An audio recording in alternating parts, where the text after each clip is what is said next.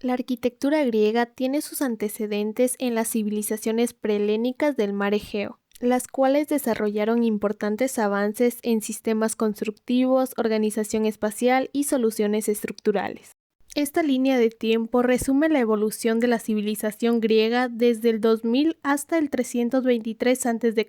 Inicia con la civilización micénica, caracterizada por la construcción de fortalezas y palacios que sentaron las bases de la cultura griega. Tras su caída comienza la Edad Oscura, un periodo de crisis y pérdida de conocimientos. Hacia el 800 a.C. nacen las polis, especialmente Atenas y Esparta, impulsando nuevas formas de gobierno y el desarrollo de la arquitectura en piedra. Entre los siglos 6 y 5 a.C., Atenas alcanza su máximo esplendor con la democracia, la filosofía y la construcción de grandes templos como el Partenón. Posteriormente, la guerra del Peloponeso debilita las ciudades griegas. Finalmente, con Alejandro Magno, la cultura griega se expande por gran parte del mundo conocido, dando origen al periodo helenístico y dejando un importante legado en el arte, la arquitectura y el pensamiento occidental. El Palacio de Knossos, construido entre 1700 y 1450 a.C. en la isla de Creta, constituye el máximo exponente de la arquitectura minoica. El conjunto ocupa aproximadamente 20.000 metros cuadrados y se adapta a la topografía mediante terrazas que permiten desarrollar edificaciones hasta de 5 niveles. La composición arquitectónica se organiza alrededor de un patio central de aproximadamente 50 metros de longitud por 25 metros de ancho, el cual constituye el eje ordenador de todas las circulaciones. Desde este espacio se distribuyen las zonas administrativas, ceremoniales, religiosas, residenciales y los almacenes. En la planta arquitectónica se observa una distribución irregular, característica del crecimiento progresivo del complejo. Los corredores conectan los distintos ambientes mediante recorridos continuos, mientras que las escalinatas resuelven los cambios de nivel generados por la pendiente natural del terreno. Los almacenes se identifican por su forma alargada y estrecha, diseñados para contener pitoi, grandes recipientes de cerámica destinados al almacenamiento de aceite, vino y cereales. Las columnas minoicas constituyen uno de los elementos más representativos del edificio. Se fabricaban con troncos de ciprés colocados de forma invertida, presentando un fuste troncónico invertido, más ancho en la parte superior que en la inferior, ya que esta configuración permitía soportar de manera más eficiente el peso de las vigas y de la cubierta, distribuyendo mejor las cargas estructurales y proporcionando mayor estabilidad al conjunto. Descansan sobre una base de piedra y rematan con un capitel compuesto por equino y ábaco, soportando vigas longitudinales de madera que transmitían las cargas hacia los muros. Su altura variaba aproximadamente entre 2.5 y 4 metros en los espacios interiores. El sistema constructivo combina mampostería de piedra caliza y yeso, con entramados horizontales y verticales de madera, formando muros antisísmicos capaces de absorber deformaciones durante los movimientos telúricos sin comprometer la estabilidad de la estructura. Las cubiertas eran planas y estaban conformadas por vigas principales y secundarias recubiertas con tierra compactada y mortero. Otro aspecto importante son los pozos de luz, vacíos verticales abiertos entre los diferentes niveles que permitían el ingreso de iluminación natural y favorecían la ventilación cruzada hacia las habitaciones interiores. La arquitectura micénica está representada por la tumba de Atreo, edificada entre 1300 y 1250 a.C., ubicada en Peloponeso, Grecia. Su acceso se realiza mediante un dromos de aproximadamente 36 metros de longitud, delimitado por muros de piedra que conducen hasta la fachada monumental. En la entrada destaca un dintel monolítico de grandes dimensiones, sobre el cual se dispone un triángulo de descarga, elemento estructural diseñado para desviar las cargas hacia los laterales y reducir los esfuerzos sobre el dintel, garantizando así la estabilidad del acceso. Su planta arquitectónica muestra una cámara funeraria circular de aproximadamente 14,5 metros de diámetro, mientras que la sección permite apreciar una altura cercana a 13 metros.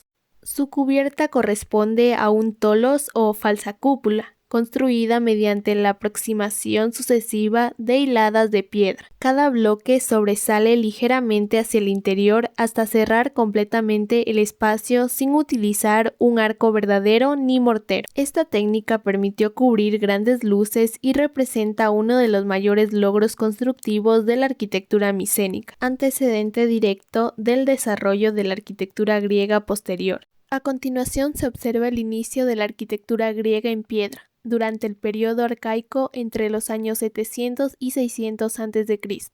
El templo de Apolo en Delfos está ubicado en las laderas del monte Parnaso en la región de Foci de Grecia. Delfos era considerado el centro del mundo griego y fue uno de los santuarios más importantes dedicados a Apolo. La planta es rectangular y está compuesta por la naos o sella donde se encontraba la estatua de Apolo, el pronaos que servía como acceso y el opistódomos destinado al almacenamiento de ofrendas. La fachada presenta columnas de orden dórico, un entablamento y un frontón triangular, elementos que reflejan la simetría y la armonía propias de la arquitectura griega. El entablamento es la estructura horizontal sostenida por las columnas. Está formado por el arquitrabe que soporta la cubierta, el friso decorado con triglifos y metopas, y la cornisa que protege el edificio de la lluvia y remata la parte superior. Estos elementos combinan una función estructural con una función estética, logrando el equilibrio característico de la arquitectura clásica. Con el inicio del periodo clásico, desarrollado entre los años 500 y 450 a.C., los arquitectos perfeccionaron la proporción, la simetría y la armonía, alcanzando un gran nivel de desarrollo artístico y constructivo. Además, durante esta etapa se edificaron algunas de las obras más importantes de la antigua Grecia. El templo de Zeus está ubicado en el santuario de Olimpia, en la región del Peloponeso, Grecia. Olimpia fue el principal centro religioso dedicado a Zeus y también el lugar donde se celebraban los antiguos Juegos Olímpicos. El templo ocupaba una posición central dentro del santuario, resaltando su importancia religiosa y monumental. La planta presenta una forma rectangular rodeada por columnas de orden dórico. En el interior se encontraba la naos o sella, donde estaba la gran estatua de Zeus realizada por el escultor Fidias, considerada una de las 7 maravillas del mundo antiguo. La fachada destaca por sus columnas robustas y el frontón triangular, características propias de la arquitectura clásica. Entre los principales elementos constructivos destacan las columnas dóricas, que no poseen basa y descansan directamente sobre el estilóbato. El fuste presenta estrías verticales y el capitel está compuesto por el equino y el ábaco, elementos que permiten transmitir el peso del entablamento hacia las columnas. Posteriormente se desarrolla la llamada Edad de Oro de Grecia durante el siglo V a.C., especialmente bajo el gobierno de Pericles en Atenas. Fue una época de gran crecimiento político, cultural y artístico. La arquitectura alcanzó su máximo desarrollo gracias a la construcción de templos y edificios públicos que destacaban por su perfección técnica, sus proporciones y su armonía. Muchas de estas obras aún son consideradas referentes de la arquitectura universal. El Partenón está ubicado en la Acrópolis de Atenas, una colina rocosa que domina la ciudad. El templo fue dedicado a la diosa Atenea Partenos, protectora de Atenas. Su ubicación fue cuidadosamente elegida para que pudiera verse desde distintos puntos de la ciudad y representar el poder, la religión y la identidad del pueblo ateniense. Se trata de un templo de orden dórico, rodeado por columnas y con 8 columnas en su fachada principal. En su interior se encontraba la gran estatua de Atenea realizada por el escultor Fidias. El Partenón fue diseñado por los arquitectos Sictino y Calícrates, quienes aplicaron refinamientos ópticos, como la ligera curvatura del estilóbato y la inclinación de las columnas, para corregir efectos visuales y dar la impresión de un edificio perfectamente equilibrado. Finalmente, el orden dórico es considerado el más antiguo y representativo de la arquitectura griega. Se caracteriza por tener columnas sin basa, un fuste con estrías verticales y un capitel sencillo formado por el equino y el ábaco. Sobre las columnas se encuentra el entablamento compuesto por el arquitrabe, el friso con triglifos y metopas y la cornisa. En esta última parte del recorrido se analizan 2 obras fundamentales de la arquitectura griega. pertenecientes al periodo clásico tardío y al surgimiento del poder macedónico. La primera corresponde al Erecteion, ubicado en la Acrópolis de Atenas, Grecia. Su construcción comenzó en el año 421 a.C. y finalizó aproximadamente en el 406 a.C., durante la Guerra del Peloponeso. El edificio pertenece al estilo clásico griego. También puede observarse una reconstrucción de su aspecto original junto con una fotografía de su estado actual, aunque hoy solo se conserva parcialmente debido a guerras, incendios, terremotos y el paso del tiempo. El Erecteion se encuentra dentro de la Acrópolis de Atenas, construida sobre una colina rocosa que domina la ciudad. Al observar la planta arquitectónica se aprecia inmediatamente que el Erecteion posee una organización muy diferente a la mayoría de los templos griegos. Esto se debe a que el edificio debía conservar distintos lugares considerados sagrados. En el sector oriental se encontraba el santuario de Atenea Polias, protectora de la ciudad. En la parte occidental se ubicaban los santuarios dedicados a Poseidón y al héroe rey Erecteo, personaje legendario del cual proviene el nombre del edificio. Al sur se encuentra la famosa tribuna de las Cariátides, mientras que el acceso norte corresponde al gran pórtico jónico, considerado uno de los elementos arquitectónicos más destacados del conjunto. Para la construcción del Erecteion se utilizó el orden jónico. La columna jónica se compone de 4 grandes partes: la cubierta, el entablamento, la columna y el basamento. En la cubierta se encuentra el frontón, que remata el edificio y protege la estructura, y el cima o cimacio encargado de conducir el agua de lluvia. El entablamento está formado por el arquitrabe, que recibe directamente el peso de la cubierta, el friso, que servía como espacio decorativo continuo, y la cornisa con dentículos, pequeños elementos ornamentales que producen un efecto de luces y sombras. La columna se divide en basa, fuste y capitel. El capitel presenta las famosas volutas, acompañadas por el ábaco, las ovas y el astrágalo, cada uno con una función ornamental y de transición entre las distintas piezas. El fuste posee estrías verticales que, además de embellecer la columna, acentúan visualmente su altura y generan un interesante juego de sombras. Finalmente, la base está formada por la sucesión de toro, escocia y nuevamente toro, combinación que permite distribuir mejor las cargas hacia el basamento y generar una transición visual elegante entre la columna y el piso. Todo el conjunto descansa sobre el estilóbato que constituye la plataforma superior del templo. La fachada este corresponde al acceso principal al santuario de Atenas Polias. Presenta aproximadamente 10,06 metros de altura y un ancho cercano a 11,6 metros.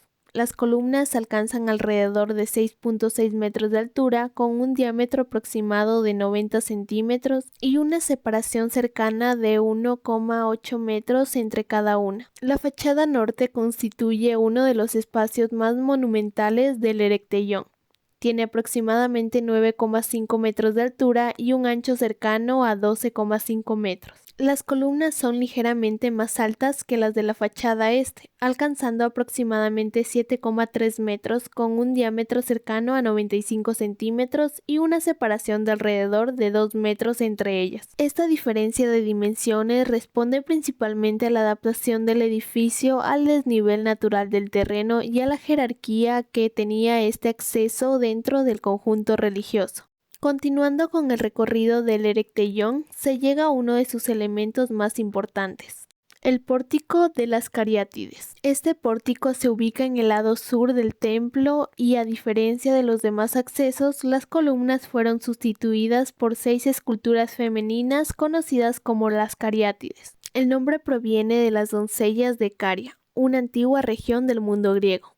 Cada una fue tallada en mármol pantélico, el mismo material utilizado en gran parte de la Acrópolis. Aunque a simple vista parecen iguales, ninguna es idéntica, ya que presentan pequeñas diferencias en la posición de las piernas, el peinado y el plegado de la vestimenta. El entablamento tiene aproximadamente 1,20 m de altura, las cariátides miden cerca de 2,30 metros y descansan sobre una base de aproximadamente 1,80 metros, mientras que el conjunto alcanza un ancho cercano a 8,90 metros.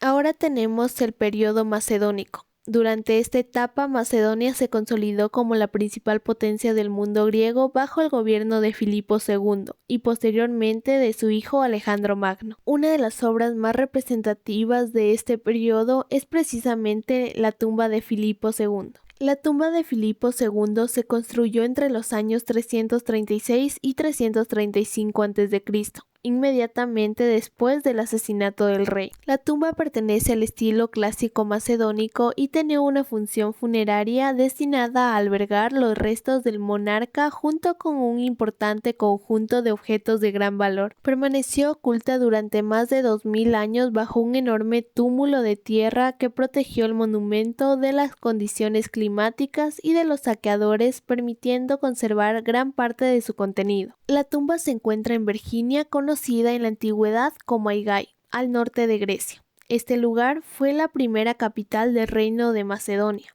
Todo el conjunto permanecía oculto bajo un gran túmulo artificial de tierra. Además de las tumbas, el sitio arqueológico incluye un santuario destinado al culto y a la conmemoración de los miembros de la realeza. En la tumba de Filipo II predomina el orden dórico, considerado el más antiguo y sobrio de la arquitectura griega. A diferencia del orden jónico, el dórico transmite una mayor sensación de monumentalidad. La columna se organiza en 4 partes principales: cubierta, entablamento, columna y basamento. En la cubierta se encuentran el alero y el cima o cimacio, encargados de proteger la estructura y evacuar el agua de la lluvia. El entablamento está compuesto por la cornisa, el friso y el arquitrabe. Dentro del friso destacan los triglifos y los metopas, elementos característicos del orden dórico. El capitel está formado principalmente por el equino y el ábaco, mientras que el fuste presenta estrías verticales. Finalmente, todo el conjunto descansa sobre la crepidoma, cuyo nivel superior recibe el nombre de estilóbato, plataforma donde se apoyan las columnas.